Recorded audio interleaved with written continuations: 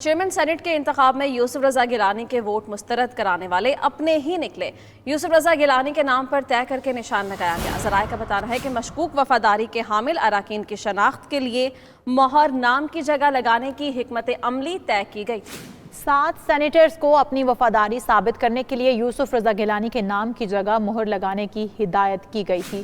اسی حوالے سے ہم اپڈیٹس لیں گے۔ ہمارے نمائندے وقاص باقر ہمارے ساتھ موجود ہیں۔ وقاص باقر، بتائیے گا یہ کون سے 7 سینیٹرز تھے جنہیں اپنی وفاداری ثابت کرنے کے لیے یوسف رضا گیلانی کے نام پر مہر لگانے کی ہدایت تھی؟ جی بالکل، چیئرمین سینٹ کے انتخاب میں پی ڈی ایم میں شامل جماعتوں کی اپنی حکمت عملی ہی یوسف رضا گیلانی کی ناکامی کا سبب بنی۔ اس پی ڈی ایم میں شامل جماعتوں نے پہلے ایسے 7 ارکان کی نشاندہی کی جن کی وفاداری مشکوک تھی۔ ان 7 اراکین سینٹ کا تعلق سندھ اور پنجاب سے تھا، جو پیپلز پارٹی اور نون لیگ دونوں جماعتوں سے شامل یہ اراکین تھے۔ ان 7 اراکین کو ہدایت کی گئی تھی کہ وہ اپنی وفاداری ثابت کرنے کے لیے یوسف رضا گیلانی کے نام کی جگہ پر مہر لگائیں گے، اور اس حوالے سے پاکستان پیپلز پارٹی سے تعلق رکھنے والے 2 رہنماؤں نے سینیٹرز کو واضح طور پر یہ ہدایت کی تھی کہ جب وہ اپنا ووٹ کاسٹ کریں گے تو اس نام کی جگہ پر ووٹ لگائیں گے، تاکہ ان کی نشانی ہو سکے کہ انہوں نے ووٹ اپنا کس کے حق میں کاسٹ کیا۔ جب یہ صورتحال سامنے آئی تو اس کے بعد جو پریزائڈنگ افسر سینٹ آف پاکستان کے تھے، انہوں نے ان ووٹوں کو مسترد کیا، اور یہ 7 ووٹ ایسے ہی تھے جو کہ پارلیمنٹ میں شامل جماعتوں کی اپنی حکمت عملی کے تحت اس طرح کاسٹ کی گئی تھی۔ اس سے پہلے جب قومی اسمبلی میں سینٹ کا الیکشن ہوا تھا یوسف رضا گیلانی کے حوالے سے، تو اس میں بھی پی ڈی ایم میں شامل جماعتوں نے ایک دوسرے پر جو ہے وہ شک و شبہات کا اظہار کیا تھا، اور یہ طے کیا گیا تھا کہ تمام جو پارلیمانی جماعتوں کے ارکان قومی اسمبلی ہیں وہ الگ الگ طرز پر بیلٹ پیپر اپنا فولڈ کریں گے، اور یہی حکمت عملی سینٹ کے انتخابات میں بھی اپنائی گئی، اور سینٹ کے چیئرمین کے انتخاب میں پی ڈی ایم میں شامل جماعتوں کو ارکان کو ان 7 ووٹوں کے مسترد ہونے کے سبب جو ہے وہ نقصان ہوا، اور چیئرمین سینٹ کا انتخاب یوسف رضا گیلانی ہار گئے۔ ان 7 سینیٹرز کا اکثریت کا تعلق پنجاب سے اور مسلم لیگ نون سے تھا۔ وقاص باقر، اپنی حکمت عملی ہی الٹی پڑ گئی۔ بہت شکریہ ہمیں اپڈیٹ کرنے کے لیے۔ سینٹ انتخابات میں مولانا عبدالغفور حیدری کو کم ووٹ ملنے کی وجہ سامنے آ گئی۔ ذرائع کے مطابق مولانا عبدالغفور حیدری کو شکست دینے پر ٹکٹ دینے پر بلوچستان سے تعلق رکھنے والی جماعتیں ناراض تھیں۔ مولانا عبدالغفور حیدری کو ٹکٹ دینے کے معاملے پر سربراہی کمیٹی میں بھی اعتراضات اٹھائے گئے تھے۔ بات کرنے کے لیے میاں شاہد ندیم ہمارے ساتھ موجود ہیں۔ میاں شاہد ندیم، بتائیے گا کون سی پارٹیز ناراض تھیں اور سربراہی کمیٹی میں ان کی جانب سے کیا اعتراضات اٹھائے گئے تھے؟ مولانا غفور حیدری کو ووٹ کم ملنے کی کہانی سامنے آ گئی ہے۔ مولانا غفور حیدری کو ٹکٹ دینے پر بلوچستان سے تعلق رکھنے والی جماعتیں ناراض تھی۔ مولانا غفور حیدری کو ٹکٹ دینے کے معاملے پر سربراہی کمیٹی میں بھی اعتراض اٹھائے گئے تھے۔ ڈپٹی چیئرمین سینٹ کے ٹکٹ کا معاملہ خصوصی کمیٹی میں گیا تھا۔ خصوصی کمیٹی میں بھی شدید بحث و مباحثہ کے بعد مولانا غفور حیدری کے ٹکٹ کا فیصلہ ہوا تھا۔ پی ڈی ایم میں شامل چھوٹی جماعتیں بھی اپنا حصہ مانگ رہی تھی۔ چھوٹی جماعتوں کا اعتراض تھا کہ ساری ٹکٹوں کی تقسیم تینوں جماعتیں آپس میں کر رہی ہیں۔ چھوٹی جماعتوں اور بلوچستان سے تعلق رکھنے والے سینیٹرز کے تحفظات انتخابات میں مولانا غفور حیدری کو لے ڈوبے۔ جی بہت شکریہ میاں شاہد ندیم، آپ نے آگاہ کیا۔ اہم خبر یہ بھی ہے، وزیراعظم عمران خان نے چیئرمین سینٹ صادق سنجرانی اور deputy chairman senate Mirza Muhammad Afridi کو کامیابی پر مبارکباد دی۔ ٹویٹ میں عمران خان کا کہنا تھا کہ خوشی ہے یہ 2 عہدے بلوچستان اور سابق فاٹا کو ملے ہیں۔ جی ہاں، یہ 2 عہدے بلوچستان اور سابق فاٹا کو ملے ہیں۔ یہ کہنا تھا عمران خان کا کہ جو علاقے ماضی میں پیچھے رہے انہیں قومی دھارے میں لانے کی پالیسی ہے۔ یہ میری بلوچستان اور سابق فاٹا کو قومی دھارے میں لانے کی پالیسی ہے۔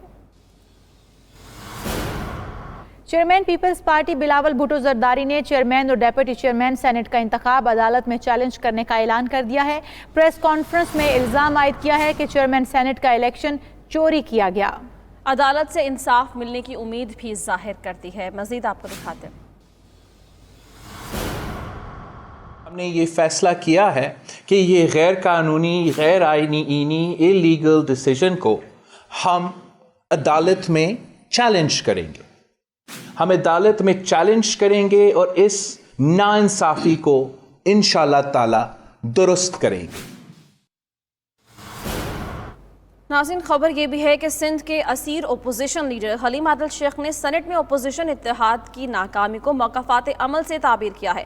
عدالت میں پیشی کے بعد میڈیا سے گفتگو میں حلیم عادل شیخ کا کہنا تھا کہ عبدالحفیظ شیخ کے 7 ووٹ ضائع ہونے کو جائز اور یوسف رضا گیلانی کے 7 ووٹ ضائع ہونے کو ناجائز سمجھا جاتا ہے۔ ثابت ہو گیا پیسہ ہی سب کچھ نہیں ہوتا۔ ان کا مزید کیا کہنا تھا، آئیے جانتے ہیں۔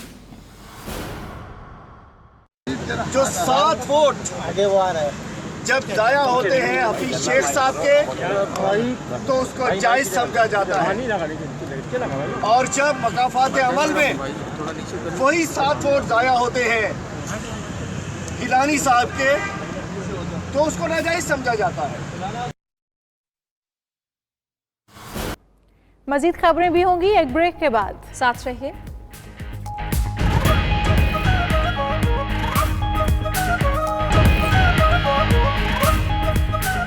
Welcome back. ब्रेक के बाद एक अहम खबर आपको देंगे कि वज़ीर-ए-आज़म इमरान खान ने सिविल ड्रोन अथॉरिटी के क़याम की मंजूरी दे दी है। अथॉरिटी के क़याम का मकसद मुल्क में ड्रोन टेक्नोलॉजी का फ़रोग़, डेवलपमेंट और अहम शोबे को रेगुलेट करना है। अथॉरिटी के पास ड्रोन टेक्नोलॉजी को रेगुलेट करने, लाइसेंसों का इजरा, दरामद, मुल्क में पैदावार की इजाज़त देने के इख्तियारात होंगे। इसी हवाले से अपडेट्स लेंगे हमारे नुमाइंदे फ़हीम अख्तर हमारे साथ मौजूद होंगे। वज़ीर-ए-आज़म इमरान खान ने सिविल ड्रोन अथॉरिटी के क़याम की मंजूरी दे दी। अथॉरिटी के क़याम का मकसद मुल्क में ड्रोन टेक्नोलॉजी का फ़रोग़, डेवलपमेंट, अहम शोबे को रेगुलेट करना है। इसी हवाले से हम बात करेंगे हमारे नुमाइंदे फ़हीम अख्तर से। फ़हीम अख्तर, बताइएगा जो अथॉरिटी नई जिसका क़याम किया जा रहा है, इस अथॉरिटी का काम क्या होगा, किस तरह से ये काम करेगी? जी बिल्कुल, वज़ीर-ए-आज़म इमरान खान ने सिविल ड्रोन अथॉरिटी के क़याम की मंजूरी दे दी है।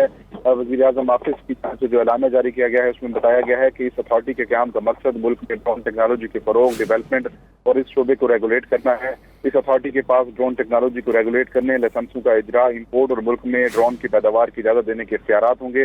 अथॉरिटी ड्रोन की मैन्युफैक्चरिंग, ऑपरेशन, ट्रेनिंग और रिसर्च एंड डेवलपमेंट के हवाले से जिम्मेदारियां सर अंजाम देगी, जबकि अथॉरिटी को जुर्माने और सजा और लाइसेंसों की तनसीख और कानूनी चाराजोई का भी इख्तियार होगा। सेक्रेटरी एविएशन जो डिवीजन है वो अथॉरिटी के सरबराह होंगे। दीगर मेंबरान में एयरफोर्स, सिविल एविएशन, दिफाई पैदावार, वजारत दाखिला, वजारत साइंस एंड टेक्नोलॉजी के सीनियर लेवल के अफसरान भी इसमें शामिल होंगे।